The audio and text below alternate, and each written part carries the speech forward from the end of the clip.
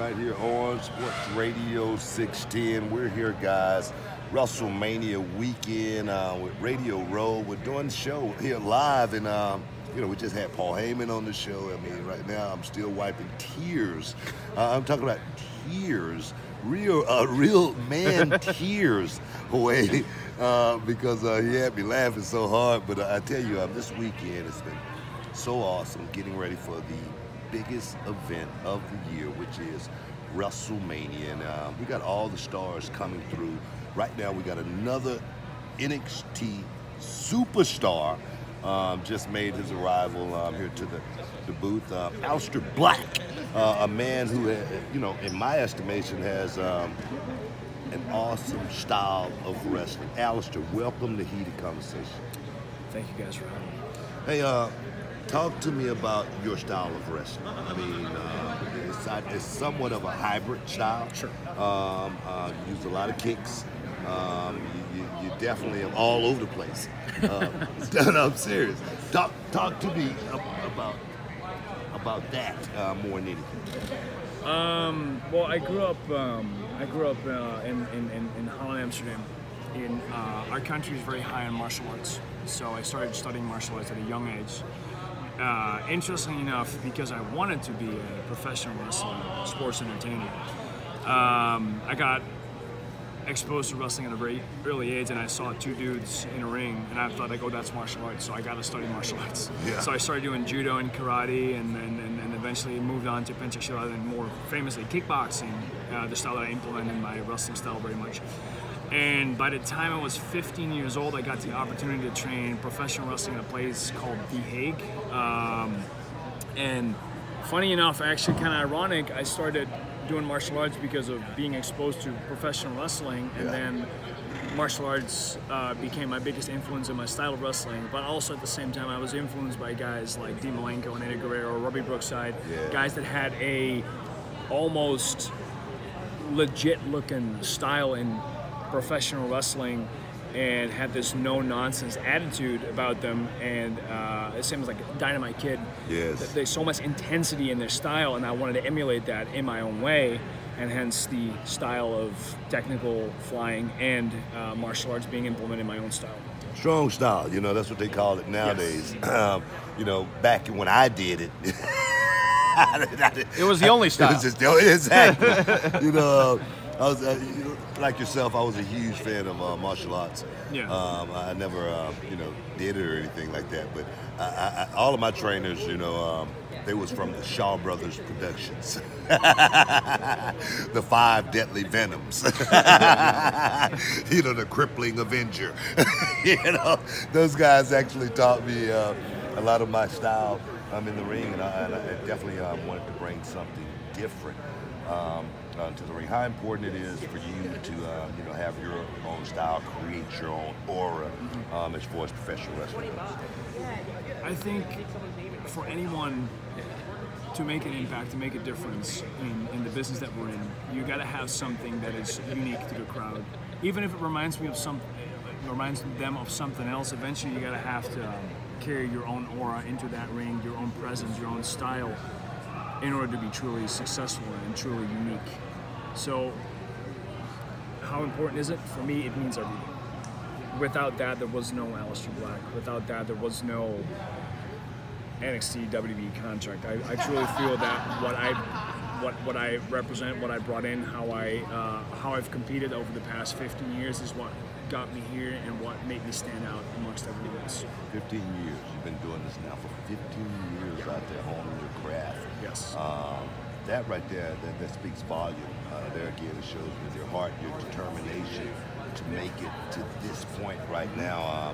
And I remember watching, one of your, I wouldn't say your first match, but me seeing you for the first time. I was like, damn, who's this guy? Let me see. No, I'm serious. I was like, let me see what he got. You know what I mean? And then your intensity that you brought. You know, I mean, you could actually feel it.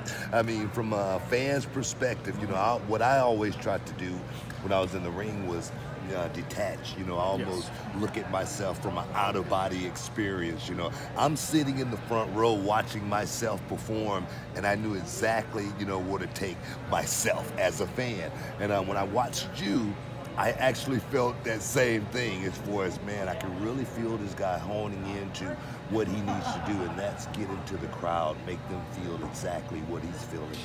And I tell you, you've done a great job at it. What's the next level for you as far as NXT goes? And this is a question I ask all young superstars, all young stars coming up. You know, what is the next step for Aleister Black? The next step after I decimate Gratis enormous is for me to get up there with the rest of the big players, and I'm going to carry the brand till the next guy comes along that somehow finds a way to take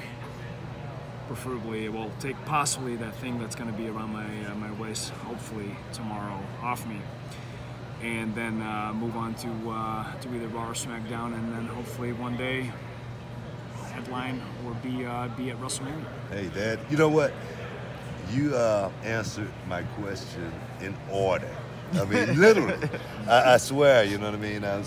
So many young guys, you know, they put the horse before, the carriage before the horse, you know, and then they totally have a misconception of what this thing is really all about. You know, the question was, you know, what's next for Aleister Black? And you answered the question. The first thing is to, decimate, Andrade's. The first thing is to, capture that title and put it around my waist. The first thing is to carry NXT, the brand, the label, the shield, to the next level, and then go on and conquer the world of the WWE. That right there, was perfect order, you know what I mean? Because you got to be able to, live in the present and know exactly what this thing is all about, and that is NXT, capturing that goal, going out there, finishing that, and then moving on to the next level. I see you got your head on your shoulders. WrestleMania is upon us, and I got to ask the question, for me, Shawn Michaels was that fish that got away, he was the one guy that I wanted to, perform on that grand stage with Mr. WrestleMania. I wanted to see, I wanted him to prove it to me that he was Mr. Ruff. I never got that chance. Who's your dream opponent? Stone Cold Steve Austin. And why? There was something about his character, something about his anti-hero presence that influenced, in a certain way, the persona that I am as not only a human being, but as a character portrayed within the boundaries of NXT and WWE. It's just that counterculture concept that he had that was so perfect for the time that it gave me it made me think a lot about how as a society we view certain things and what we want to rebel against. Because Stone Cold, in his own mind, in his own way, was the ultimate rebel to an extent. He was so loved because he went against something that was an established order. And if you look at a lot of things that Aleister Black does, it's going against an established order and a NXT fan base approving of that, going against an established order. I don't look conventional. I'm not conventional. I've never been a conventional. I didn't grow up conventional. So why should my character or anything about Aleister Black be conventional? And I never wanted to be conventional. And for me, the first time that resonated to me, where I can see that something that was perceived in a society was like, no, you have to follow these certain set of rules. The first guy for me to kind of rebelled against Paradise was Stone Cold Steve Austin. There are no rules as far as Stone Cold Steve Austin. Exactly. He made and created his own rules. You know what I mean? He wrote them all. And you couldn't argue it. No, you couldn't. I was a part of that era right there. Steve Austin and I, we got a lot of history together. You know what I mean? He chased me around and, through the churches. You know what I mean? He chased me in the grocery stores. You know what I mean? Stone Cold Steve Austin and I, we've had great matches. We go all the way back to World Class Wrestling, the Global Wrestling Federation, WCW. So I've gotten a chance to watch Steve Austin's career. And just like yourself, he honed his craft 15 years. What was it like out there 15 years? And did you have any doubt in your mind that you would make it to the WWE? I had so much doubt, because who was I? In an ocean of so many professionals. I mean, I'm not the biggest guy in the world, and especially back then, I started out in 2000, started training, and I had to seek out my trainers, because it wasn't like you would pay a school back then. It's like you had to find people, and I had to travel to Germany, I had to travel to England, and I had to travel to find people that would like train. And even if you would arrive, they'd be still like, why should we train you? And I was this 5'8" at the time, maybe 140-pound kid that like had some martial art background and had a couple of professional fights, and like they were like, why should we train you? And I remember the first 3-4 years of my career were very difficult. They were like, you know, you had to prove yourself, and like they did certain things, and they broke you down, and only because they wanted you to, you know, they wanted you to be strong. They didn't do that because they wanted to bully, but you had to prove yourself and you had to be strong. So once I finally got past that and I started like traveling more and doing more matches, like I always felt that every year I wrestled, I was like, well, it's not going to get any better than this. I wrestled in Germany and England. I was like, well, that's the extent of my career, and if that's the extent, okay. And then all of a sudden I went to Africa, and then I was like, well, that's going to be it. And then I went to the United States to wrestle for a couple of companies. I was like, it's not going to get any better. Then I went to Japan, and then every single time, and then all of a sudden, 2.5 years ago, I got an email from a certain Mr. Regal, and he was like, hey, so this and that, please come on over. And I'm like, what's going on?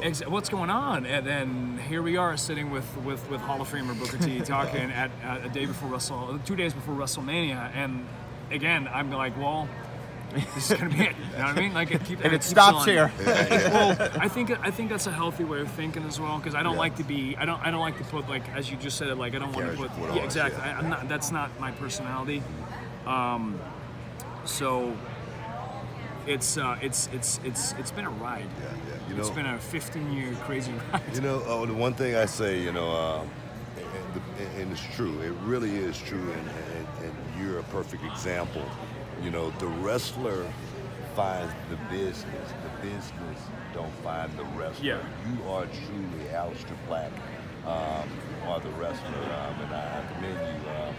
Congratulations on making it here to WWE. Thank you. Good luck on going out there and taking that title from Andrade's NXT takeover. Is getting ready, man. We're getting ready for it. It's gonna be hot. It's gonna be cooking. I'm talking about like steaming, on like a steaming pot of neck bones, cooking for like 3 days. Meat just falling all off the bone. Meat at the bottom of the pot. That's the way it's gonna be for this man right here, Aleister Black. Hey, I appreciate you, man. Yes, sir. Awesome. Hey, man. Hey, man, this is Heated Conversation, Sports Radio 610. Stick around. Boom.